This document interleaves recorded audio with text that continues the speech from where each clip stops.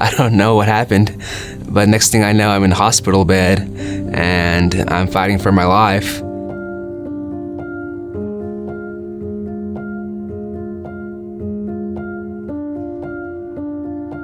We just did the daily activities that you do at El Compadre, and I guess my mom came in afterwards. Juan actually had sent me a message that afternoon saying, like, I know we're gonna want some pizzas later, so you better have your phone ready because I'm gonna call you and let you know what we want. I guess we were just closing up, and then... Yeah, I remember, but I tried to forget. We closed the restaurant at the same time and then go out. I got into my truck, she got into hers. Opened my car, and when I sit and before close the door, appeared two people with the sweater, with the cap and a mask here. And I heard her desperate cries for help. I mean, being her son, and I had to step in and protect her. I'm in shock. I can't talk, only say, no, no, no, no, and say it with my hands. Then Juan leave the purse too.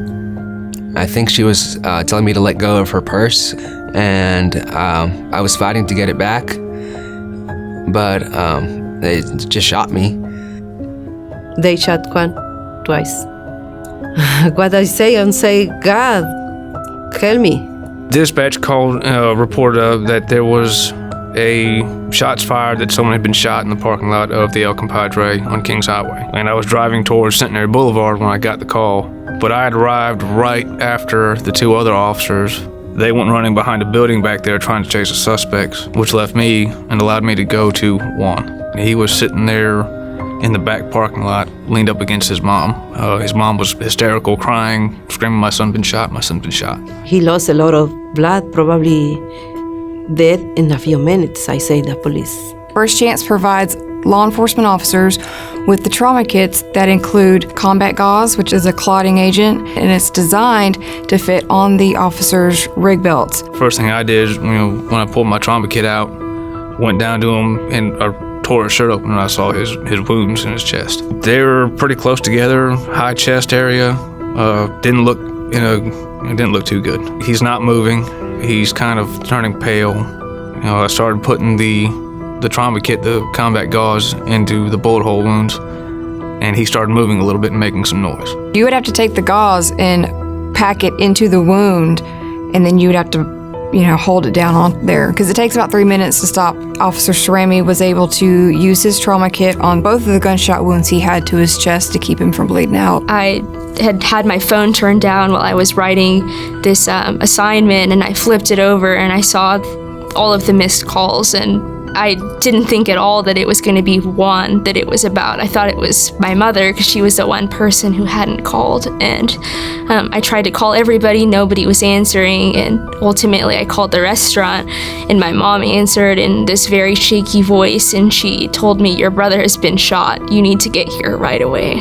When my whole team responded to this activation, we saw there was one shot which went on the upper part of the chest, and then the second shot was on the right side. I would say we saw 4 wounds, and we had heard that he was shot 2 times. Juan's blood pressure was in 80s, which is a stage 4 shock, and the patient is bleeding to death. We rolled Juan to the operating room to open the right chest and see what was bleeding. So we start our incision. We just go along the spine. We have to make incision heading towards the nipple area in order to open the chest cavity to see what is bleeding. We go through an incision which goes through the muscles, and then after that we have to put a retractor in order to open the rib cage. We have to spread the ribs apart with the help of a retractor. And in Mr. Vaughn, we saw the injuries were to the middle lobe and to the root of the lung. Samara called me, the trauma surgeon, and said, hey, I have this young man who was terribly shot. We had to remove his lungs, and he's not doing well at all. Do you think ECMO would work on him? And I said, absolutely, you have to go for it. He's young. This is his only real chance. The challenge we faced was that patient was not able to oxygenate. We were not able to keep his oxygen saturations in the normal range. So we had really zero lung function. And we knew that the only chance is to take that blood out, run it through that artificial lung, and put it back into him. In his particular case, because he was so sick, we didn't have time to put in actually a catheter into the large vein in the neck and run it down to the heart. So Dr. Conrad actually put one in his neck and one into his groin and used that because we could do that at bedside and we can do it much quicker. And these are very large cannulas. They're the size of your finger or larger. So it's a big deal.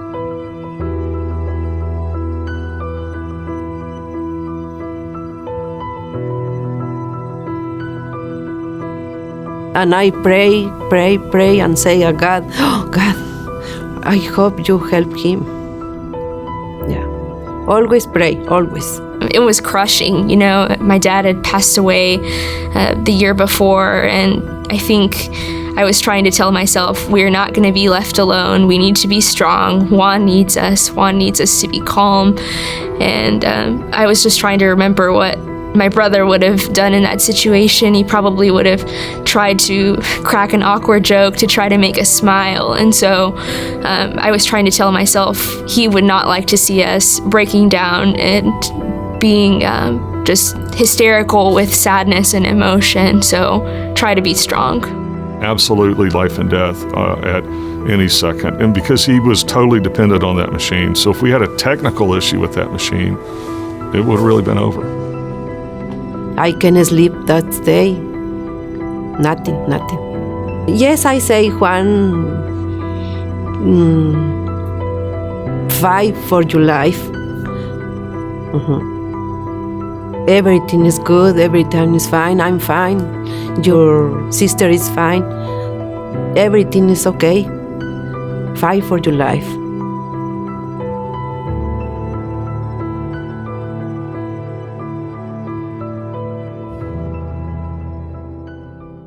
I felt like I lost him in the trauma bay. For a moment, the kind of blood he was putting out from the chest tube, I never seen that before. And then I thought I lost him in the operating room. When to have an injury of the root of the lung is very, very critical, is very serious, and we felt like we lost him in the operating room as well. But it was a roller coaster. It was a rough journey for Juan. We thought, this is just the way things are going to go. This is just not going to be a great outcome. And we were very, very honest with the family, very upfront that this is the only thing that's going to keep him alive, and he just has to heal. And then the doctor say, it's okay, he's stable. And then I ask, what happened now? And he say, needs 72 hours, and then probably his lung start to work again, or no, you think about disconnect. Oh my gosh, disconnect. See, I know. Was a very hard time for me. Juan is my only brother. He's my only sibling, and he's only a year older than me, but we have so many shared memories. We went to school together. He taught me how to tie my shoes. He was always there for me when things were bad, and I couldn't imagine the thought of coming home and him not being there, even if he was in a hospital bed. And so I told her, please don't do that. You need to give him a chance because I think he can make it. The mortality after taking out a lung for a trauma patient, we call it trauma pneumonectomy, is close to 100%. And doing an emergent setting, the patient goes into a right heart failure and has issues with oxygenation, which Juan had. Then go home and pray with God and say, God, you take that decision. Don't ask me, you take that decision, disconnect Juan. You take that last decision. And then past Sunday or in the morning, come again at the hospital, and the doctor say, good news. Next thing I know, it's the middle of August, and I'm sleeping in the 7th floor of the MICU floor at the hospital.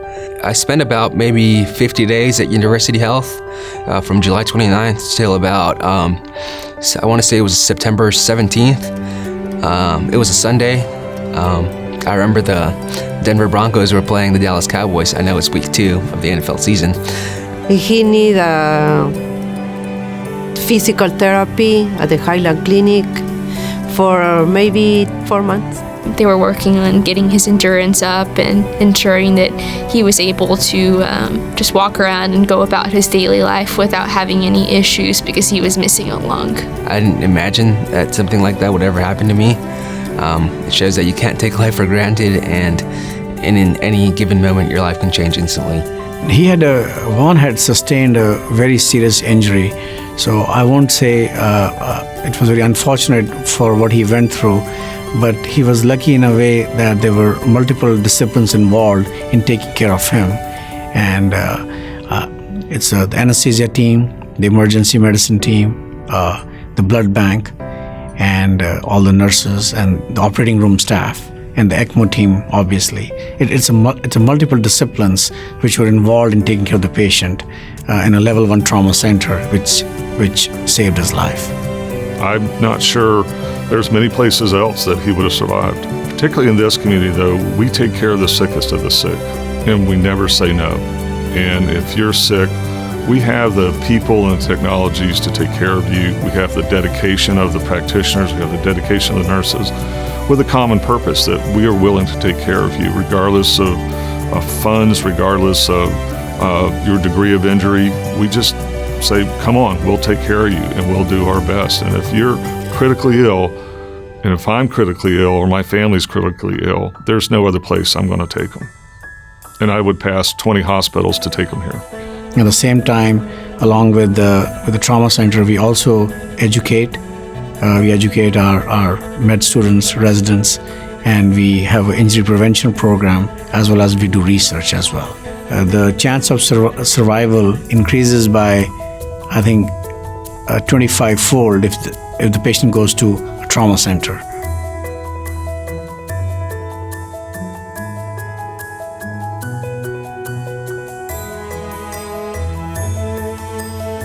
In my opinion, I mean, I've been in the Shreveport Police Department for 12 years, and I've seen a lot of trauma come through the hospital. And if LSU's ER and their doctors can't save you, there's nobody that can save you, because they've got some of the best doctors and some of the best staff anywhere. It's the trauma center. Everyone knows you have the best chance of survival statistically if you show up at university.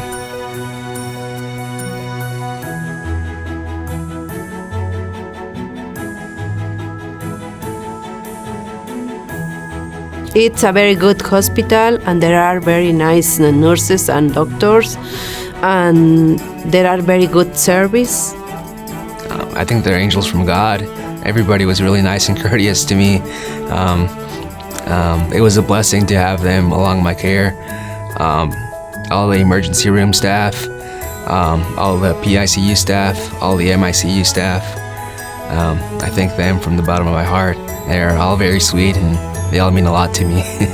I've known them from actually eating at their restaurant for many years, and had known them from then, known Juan for then. He waited on me numerous times.